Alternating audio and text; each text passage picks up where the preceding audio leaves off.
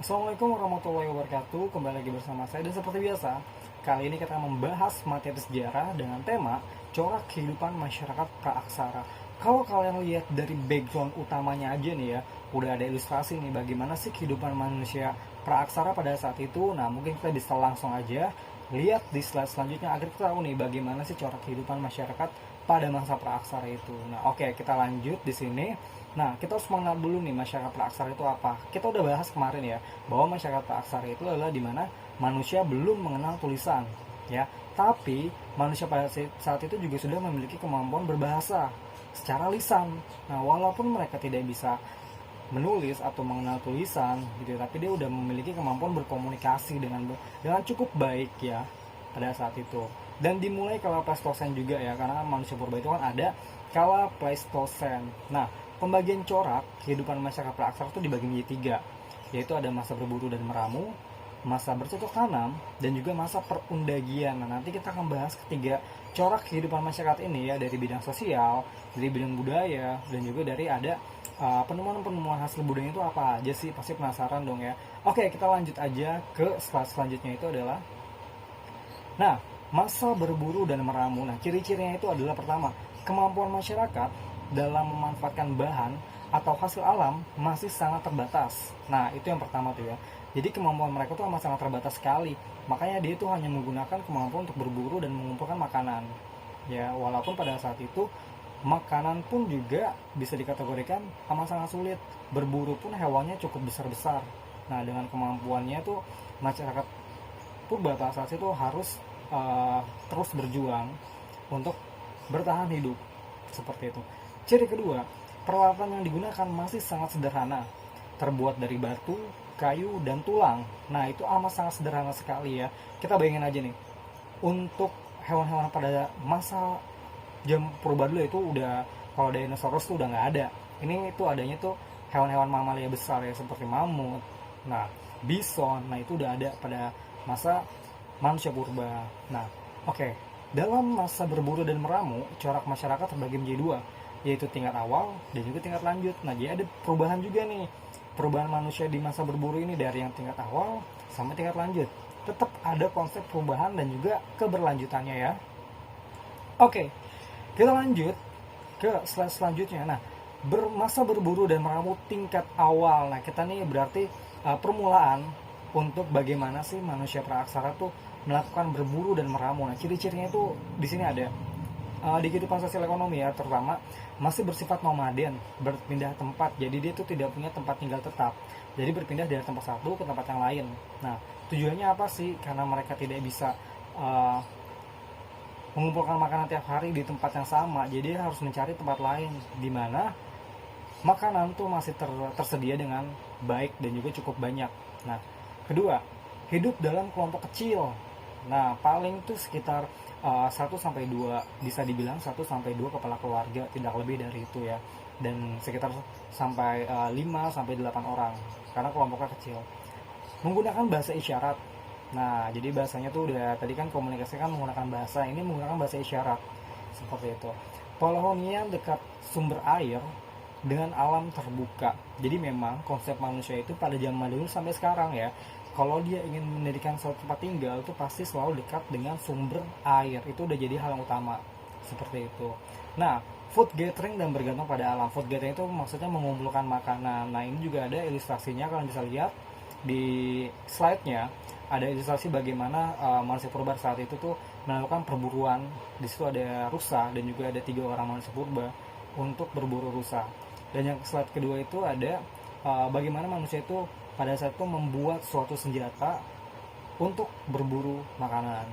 Nah, oke, sekarang kita bisa lanjut di slide selanjutnya. Nah, masih di masa berburu dan meraut tingkat awal, ini ada kehidupan budayanya nih ya. Menggunakan alat-alat dari batu, tulang, duri ikan, tanduk yang bentuknya masih kasar. Tanduknya itu bisa dari tanduk rusa. Biasa seperti itu yang menggunakan tanduk rusa. Dan sini contohnya ada, yaitu ada kapak genggam yang digunakan untuk menggali dan memotong. Ada kampak perimbas untuk menebang pohon. Ada juga flex atau alat serpih untuk mengupas makanan dan menguliti hewan. Nah, ini contoh-contohnya juga ada, saya sertakan gambarnya biar kita nggak tuker nih, mana sih yang seperti kapak perimbas itu maksudnya seperti apa. kapal genggam seperti apa, flag seperti apa. Udah bisa kelihatan ya dari uh, gambarnya udah cukup jelas. Nah, kita bisa lanjut ke slide selanjutnya itu ada. Nah, sekarang masa berburu dan meramu tingkat lanjut, berarti udah ada perubahan nih dari yang tingkat awal ke tingkat lanjut. Kita akan bahas lagi untuk kehidupan sosialnya. Jadi kalian nanti bisa bedakan nih ya, bagaimana kehidupan manusia purba berburu dan meramu pada tingkat awal dan juga tingkat lanjut. Nah, yang pertama adalah masih bersifat food gathering. Nah, itu memang masih hal yang masih dilakukan oleh manusia purba pada saat itu. Yang kedua, sudah mulai menemukan api. Nah, bedanya kalau yang pertama itu tadi di tingkat awal masih belum menemukan api. Di sini dia udah bisa menemukan api dan juga menggunakannya, ya. Yang ketiga, mengkonsumsi kerang dan juga seafood. Nah, ini juga nanti dikenal tuh sebagai kejokon modinger. Nah, itu salah satu kebudayaan dari manusia purba, yaitu sampah dari kerang dan juga seafood, ya. Yang keempat itu mulai semi sedenter, tempat tinggal cukup lama di satu tempat kemudian pindah kembali. Jadi semi sedenter itu maksudnya cukup lama meninggal satu tempat tuh, jadi bisa dibilang tetap masih nomaden tapi tetap menetap di satu tempat dulu dalam jangka waktu yang cukup lama, nanti akan berpindah kembali gitu, karena melihat dari keadaan alam dan juga keberadaan makanan pada saat itu. Kalau memang makanannya udah nggak ada, mau nggak mau mereka harus pindah ke tempat lain untuk mendapatkan makanan yang baru seperti itu. Nah, selanjutnya pembagian kerja, laki-laki berburu, perempuan mengumpulkan makanan dan mengurus anak. Jadi ini udah ada sistem nih ya, udah ada sistem, ibarat bisa dibilang kalau di masa sekarang sistem pemerintahan ini sistem pembagian kerjanya jelas pada saat itu. Yang laki-laki berburu, yang wanitanya itu mengumpulkan makanan dan juga mengurus anak. Nah, memiliki naluri melindungi diri dari hewan buas dan juga fenomena alam dengan cara berlindung di gua dan juga di atas pohon. Nah, berlindung di gua tadi kan sifatnya udah semi sedenter ya, jadi dia udah menetap suatu tempat tapi nggak lama, terbatas sekali waktunya. Nanti dia akan pindah lagi ya untuk ke tempat selanjutnya. Oke, nah kita bisa lanjut ke slide selanjutnya. Masih di berburu tingkat lanjut ya, untuk kebudayaannya, kehidupan budayanya itu adalah masyarakat berburu dan meramu tingkat lanjut telah menghasilkan berbagai kebudayaan meskipun belum berkembang pesat. Contohnya nih ada kapak perimbas, ada kapak Sumatera, ada kapak penetap, ada anak panah, serta alat dari tulang dan juga tanduk rusa. Nah, ini contohnya nih alat dari tulang dan juga tanduk rusa seperti ini ya. Oke, sekarang kita bisa lanjut ke slide selanjutnya. Masa bercocok tanam. Nah, jadi ini udah peralihan nih, udah peralihan corak kehidupan. Yang pertama itu tadi berburu dan meramu, sekarang bercocok tanam. Berarti dari yang tadi mengumpulkan makanan, berburu, sekarang dia udah mengetahui sistem pertanian. Nah ya, kita bisa fokuskan lagi ke slide-nya di sini. Ciri-cirinya adalah kehidupan berburu dan meramu sudah ditinggalkan, beralih ke mengolah tanah. Ya, kemampuan berpikir mulai terasa untuk menghadapi tantangan dari alam.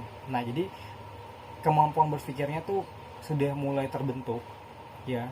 Dia sudah mampu menerapkan sistem pertanian, walaupun masih amat sangat sederhana ya. Terus juga sudah mampu menghadapi tantangan dari alam, karena pada saat itu juga kondisi alam masih belum stabil, ya. Oke, kita lanjut. Nah, masih masa bercocok tanam ya. Kehidupan sosialnya pertama mulai menetap, semi sender juga, tinggal di perkampungan kecil. Jadi kalau yang sebelumnya dia masih tinggal di gua ataupun di atas pohon ya, kalau di masa bercocok tanam tuh dia sudah membuat suatu pemukiman walaupun dalam ruang lingkup yang kecil seperti itu. Nah, menunjuk ketua suku dan memiliki aturan hidup sederhana. Nah, kalau dalam ilmu sosiologi, menunjuk ketua suku itu bisa dikatakan sebagai primus inter pares, melihat dari bagaimana kecakapan dari seorang manusia pada saat itu agar terpilih menjadi sebagai kepala suku, seperti baik dari kekuatannya atau dari kemahirannya berburu. Nah, itu patut dipilih menjadi seorang kepala suku pada saat itu. Sudah mengenal sistem kepercayaan, nah seperti animisme, dinamisme, dan totemisme. Kalian pasti udah tahu dong ya, animisme, dinamisme, dan totemisme itu seperti apa penjelasannya.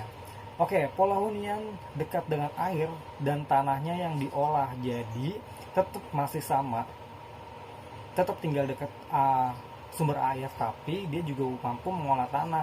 Jadi dengan kata lain, nanti kemudian akan ada sistem pembaruan, yaitu sistem irigasi. Tapi nanti ya belum masuk di masa bercocok tanam yang ini. Nah, sistem pertanian tanah hujan dan juga ladang berpindah. Nah, jadi itu dijelaskan di sini ya, kalau masih masa bercocok tanam di yang pertama ini, dia itu belum ada sistem irigasi, tapi menggunakan sistem tada hujan. Jadi setiap ada air hujan, mereka tampung dulu untuk nanti dijadikan sistem perairan untuk pertaniannya, seperti itu. Oke, masa bercocok tanam lagi. Nah, kehidupan budayanya nih ya. Masyarakat pada periode ini mampu membuat peralatan dari batu yang telah dihaluskan dan memperhatikan sisi keindahannya, yaitu bisa dibilang tuh platingannya tuh ya, untuk finishingnya tuh udah lebih rapi dibanding dengan penemuan-penemuan pada masa berburu dan juga meramu. Seperti contohnya nih, kapak lonjong. Ada kapak persegi membuat pakaian dari serat kayu. Nah, ini contoh gambarnya juga udah saya kasih di slide-nya. Jadi kalian udah bisa tahu dan juga membayangkan bagaimana bentuk dari kebudayaan tersebut. Ya, oke. Kita lanjut. Nah, sekarang masa perundagian. Nah, kita masuk dulu nih, untuk pengertian katanya itu adalah masa undagi atau tukang. Ya. Jadi dalam artian seorang yang memiliki keterampilan jenis usaha tertentu seperti pembuatan gerabah, perhiasan, kayu, batu dan juga logam. Nah ya, nah kita lihat dulu untuk kehidupan sosialnya. Di sini mata pencarian bertumpu pada berladang dan bertani sudah menetap. Nah, ini udah ada perubahan yang berbeda dari dua corak sebelumnya. Kalau yang pertama itu nomaden, terus habis itu yang bercocok tanam sudah semi sedenter dan membentuk perkampungan kecil, tapi kalau sudah menetap dan juga sudah membuat perkampungan yang cukup besar pada saat itu. Nah, sudah mengenal sistem barter, jadi tukar menukar barang ya, dan juga sudah mengenal sistem irigasi. Jadi itu sudah tidak ada tada hujan lagi, mereka sudah mengenal sistem irigasi yang baik seperti apa, seperti itu. Oke, kita bisa lanjut ke slide selanjutnya. Nah, masa perundagian lagi nih ya. Kehidupan budayanya itu sudah mengenal perhiasan dari manik-manik. Nah, udah ditemukan nih perhiasan dari manik-manik pada saat itu. Memiliki kemampuan membuat barang dari logam seperti kapak, corong, nekara, moko, kapak perunggu dan juga bejana perunggu tuh. Nah, itu beberapa hasil kebudayaan dari masa perundagian. Kita bisa lanjut ke slide selanjutnya. Nah, teknik membuat logam di masa perundagian ini terbagi menjadi dua, yaitu ada cetak tuang dan juga ada dua setangkup. Nah, di sini ada caranya juga nih. Yang pertama, cetak tuang itu adalah membuat cetakan lilin dari alat yang ingin dibuat. Nah, terus juga membungkus cetakan lilin dengan tanah liat, kemudian membakar tanah liat agar mengeras, kemudian menuangkan logam ke dalam cetakan tuang dan menunggu hasilnya sampai dingin dan memecahkan cetakan tanah liatnya. Jadi langsung terbentuk dari hasil logam yang dipanaskan seperti dan yang kedua ini adalah teknik Bilvalve atau dikenal dengan teknik dua setangkup. Nah, untuk tahapan yang pertama adalah membuat dan merekatkan cetakan, yang kedua menuangkan cairan logam dan menunggu hingga mendingin, yang ketiga membuka cetakan setelah logam mendingin. Nah, jadi udah kelihatan hasil dari kebudayaan perundagian. Nanti akan ada materi selanjutnya, yaitu adalah hasil kebudayaan dari masyarakat praaksara. Nah, hasil lainnya sangat berkaitan dengan tiga materi sebelumnya dari Maksya Purba, asal-usulan nenek moyang, dan juga corak kehidupan. Dan yang kedepannya besok ini nanti akan ada materi hasil kebudayaannya seperti apa. Nah, nanti kita akan bahas di minggu depan, dan saya harap materi ini bisa menjadi referensi kalian dalam belajar sejarah. Dan tetap prokes di rumah, jaga kesehatan, dan selamat belajar.